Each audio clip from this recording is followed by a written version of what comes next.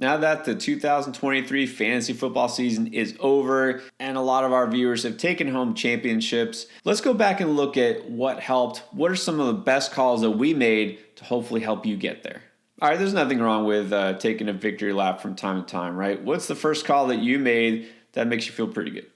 Without a doubt, it's CeeDee Lamb and to a lesser degree, Dak Prescott in this passing game. I was saying all offseason, a few things I was saying. Number one, I was saying outside of kind of like the big, name known wide receivers, Justin Jefferson, Jamar Chase, Tyreek Hill, etc. If one of those guys weren't going to be the top scoring wide receiver, it was going to be CeeDee Lamb. I didn't say I think it could be CeeDee Lamb. I said he is the guy I think will do it if it's not one of those guys. Like I was that all in on CeeDee Lamb. I was also all in on this passing game. A lot of people were worried. Kellen Moore went to the Chargers. Mike McCarthy talking about running the ball more. They're like, oh, it's going to be a run-heavy offense. Dak Prescott. I said, no, not only is CeeDee Lamb going to be phenomenal this year and potentially the wide receiver one, but Dak Prescott is also going to be way better. And this offense, this West Coast offense, is going to allow him to cut way down on the interceptions. And it did. If you had Dak Prescott, he was great for you as a quarterback. And if you had CeeDee Lamb, he pretty much won you your championship this year. So without a doubt, CeeDee Lamb, Dak Prescott, easily my best calls of the year. Well, they didn't quite wind up being league winners, at least not in the final weeks. CJ Stroud is a guy I liked from the beginning. And I said, as far as rookie quarterback class, which there were some high-end prospects here, he was my favorite. And in fantasy, when he was healthy, he was the leading quarterback. And another guy I liked in Houston as well, and I know you liked him too, was Nico Collins. I called Nico Collins a must-have. You guys go back and look at our must-have player videos. That's right, we named Nico Collins a lot. And I drafted Nico Collins a lot in our mock drafts. And I drafted him in real life as well. And I'm glad I did. Nico wound up being overall in the season, also despite missing some time due to injury, wide receiver 15 on the year. Hey, Nico was a stud. This combination is going to be great going forward in the future. And so, it was kind of hard to be in on the Texans offense after last season. But if you were in on this duo, then you were thankful, and I was. All right, what else turned out pretty well for you? Yeah, I talked about CeeDee Lamb as the wide receiver one. I also talked about who could be this year's Josh Jacobs. Remember last year, Josh Jacobs was a running back. He'd fallen in drafts to like the 5th round, and he ended up being an absolute stud, right? The top 3 running back, helped you win a championship. I said, who could it be this year? I even made a whole video about it. Broke down 10 running backs who fit the bill to be this year's Josh Jacobs. And in the end, I said, it's going to be Rachaad White. Well, Rachaad White was phenomenal this year. If you drafted Rachaad White, he carried you to the fantasy championship. And it wasn't just all pass catching. That was what was so great about it. He started getting it going on the ground, scoring rushing touchdowns, actually having good rushing days. I know he let down in week 17, but come on, everybody has bad games. This guy carried you all season long, and he actually was this year's Josh Jacobs, a 5th round running back that you drafted, who finished as a top 5 running back and helped you win a championship. Yeah, that was definitely a huge call. Like, there's another running back that I liked way more than everybody else and turned out to be just as good as I expected, actually maybe even a little bit better. Brian Robinson for Washington. Again, terrible timing for him to get hurt right before the fantasy playoffs, but this guy was very helpful to your team all season long. So my bold prediction for him was that he could finish as a top 15 running back in fantasy, even in PPR. Well, guess what? In the games he played before getting injured, he was actually the RB12 in PPR. And there was a couple of weeks where he was actually the top overall scoring running back in the entire league. This guy is not somebody anybody was expecting to be even fantasy startable, but he was, and he was a great pickup from some people. I mean, he was even drafted in a lot of leagues. He wound up being a great waiver wire pickup. He was a late round draft pick. And yeah, so he actually slightly exceeded my expectations. I thought he could do it, and he did. Just wish this whole Washington offense overall was better and that things ended on a stronger note for him. But yeah, Brian Robinson looked like the real deal. All right, what's your next best call that you made?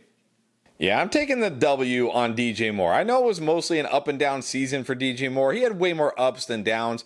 But if you just look at the games where he played with Justin Fields, where he actually was healthy, not that like that week 16 game where he got hurt, he was mostly awesome in the games with Justin Fields. The reason I'm taking the W here, though, isn't that he just had his best season of his career with Justin Fields. It's the fact that I called this for 4 straight years with DJ Moore. I'm like the DJ Moore whisperer right now, right? 3 years ago, people were all in on DJ Moore going into year 2. I said, don't draft this guy. He's going to be a bust. His quarterbacks are terrible. He busted. 2 years later, people, this is the year. They got Baker Mayfield. I don't even know who they had. Sam Darnold, I don't even remember. He's going to bust. He busted.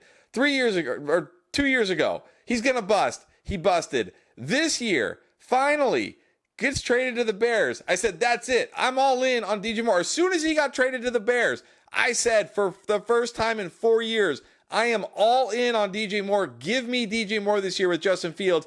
And people were finally like, he doesn't have a good enough quarterback. Like, really, 4 years later with Justin Fields. Like, Justin Fields can't support DJ Moore. Well, I think we learned he can.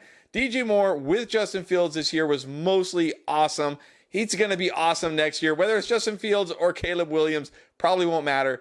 DJ Moore, now a stud wide receiver. And for 4 years, I got this one right. 3 busts and 1 hit. Hey, it may seem obvious now, but when you look back to what happened before the season even started, a lot of people had a lot of different opinions on things. We don't always go with what's popular. We go with what we think is right. And so it might seem kind of obvious to say, well, Amon-Ra St. Brown was going to be a stud, but you and I remember not everybody agreed on that. A lot of times in our mock drafts, we were taking the Sun God as a first rounder, late first round, and people were saying, that's too high. Come on, he's just a slot receiver. He is just a guy who depends on volume. This Detroit offense won't be that good. You know, he doesn't have the ceiling. I think he had the ceiling. And look, his ADP was more of like a late second rounder, but we were saying he is first round worthy and that he was a must-have, a guy that you just want to draft. You're glad if you drafted him. He's a guy who I consider in some of my leagues where I won the fantasy MVP because he was so good every single week. I don't think he'll get slept on this coming year like he was last year. All right, let's keep going. What's another call you made that you're pretty proud of? Yeah, I'm very happy to say I did not draft Alexander Mattison everywhere, and I told as many people as I could, do not draft Alexander Mattison. I know he was the lead back. He's going to get the volume, but there are reasons to be worried about Alexander Mattison. Number one, this was not a run-friendly offense. Ever since Mike Zimmer was fired and Kevin O'Connell was brought in, this is not an offense you want a piece of the running game. It's not a run-friendly offense. And number two, Alexander Mattison isn't any good. I told people this. I said he's just a guy. You can replace anybody with Alexander Mattison and they'll be just as good. And oh, by the way, we saw that down the stretch with Ty Chandler. He was just as good, if not better, than Alexander Mattison. People were drafting this guy thinking he was going to be a high-end RB2, all that volume. He's going to be great. And he was never great. Did he have one really good fantasy game this year? Most of the games you wish you didn't even start Alexander Mattison. So I'm happy to say I never touched this guy. I never drafted him. And I told people, do not draft him. He's going to be a bust. Well, let me talk about a pair of busts, or at least relative busts. I mean, you weren't glad if you drafted these guys where they were going, especially. So let's start with this. A popular pick at the time was people going with Calvin Ridley in the second round, maybe early third round. And I said, no, whoa, that's way too high for me. I know the guy isn't old or anything. It's not like he was gone for a year because of injury. I know this Trevor Lawrence-led offense, and remember, one of my worst calls was thinking Trevor Lawrence would actually be really, really good and even better this year. But even when I thought Trevor Lawrence might take a huge step up, I was still fading Ridley at his ADP. I said, it's just too far. And sure enough, what did you get with Calvin Ridley this year? Some ups, some downs, and a lot of headaches. He wound up as the wide receiver 24 in fantasy, and I think it's just only appropriate that you look at the guys right next to him in terms of overall production. Garrett Wilson and George Pickens. They're both slightly disappointed, but here's the funny thing is both those guys, you can say, well, look at the quarterback situation. Zach Wilson, Kenny Pickett, all these backup quarterbacks that are playing. What is Calvin Ridley's excuse? He had Trevor Lawrence all year. Lawrence wasn't great, but still, he had the same guy all year. He had a guy who's supposed to be a franchise quarterback. Ridley was just so annoying. He just wasn't worth the headache. And then I don't know why anybody was still in on Darren Waller, but I just completely avoided him, and I'm glad I did. And I told everyone, I'm not even drafting Darren Waller. I'm not thinking of Darren Waller. Darren Waller is being drafted as the tight end 5 by the time the season was starting. That's right. People were all in on the Waller renaissance. And even when he wasn't hurt, which was most of the season, he still wasn't that good. I don't know why people are probably still next year are going to be in on Darren Waller. I'm not going to be. I know we could go on and on. A lot of things we got right, but give me one more of your best calls. Yeah, the Jerry Jeudy, Cortland Sutton ADP difference never made any sense to me. So many people going into last year still looked at Jerry Jeudy as this elite wide receiver, this elite route runner. He just needs the right situation. I hope nobody thinks that anymore after this terrible year. But what I couldn't understand last year, not that I was high on Cortland Sutton and drafting him a ton. Obviously, I was the 2 years before and I got burned. But what I couldn't understand was why Jerry Jeudy was going like pick 60 and Cortland Sutton was going like pick 100. Like, Jerry Jeudy is 40 picks better than Cortland Sutton? Really, people? And you know what ended up being the case?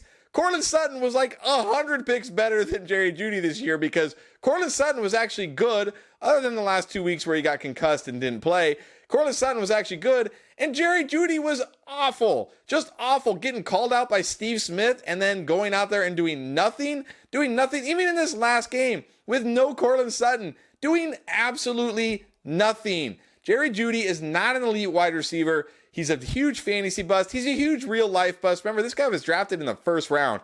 Total bust here. Please don't fall for Jerry Jeudy again this year. All right, you know who wasn't a bust? First round rookie wide receiver, Zay Flowers.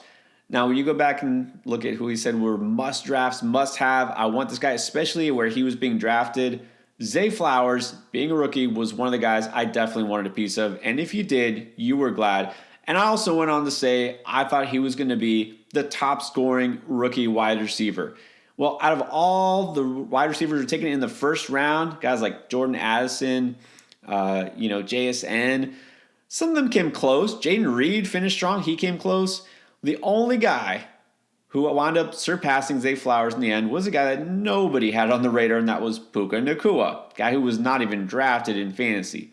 But of all the rookie receivers that you were looking at on draft day, Zay Flowers was your best choice. And man, he finished strong too when it counted most. Won some people their leagues with a week 17 explosion and was really strong over the past month. He is the clear number one receiver in Baltimore, as I thought he would be, and the best of all these rookie receivers that we were looking at on draft day. He was well worth his ADP. So I'm happy to see that he came through, and this guy, if you have him in Dynasty, man, you're definitely happy. Those are some of our best calls for the past season. Of course, we didn't get them all right. You want to know what our worst calls are? We own them. Here they are. Check it out.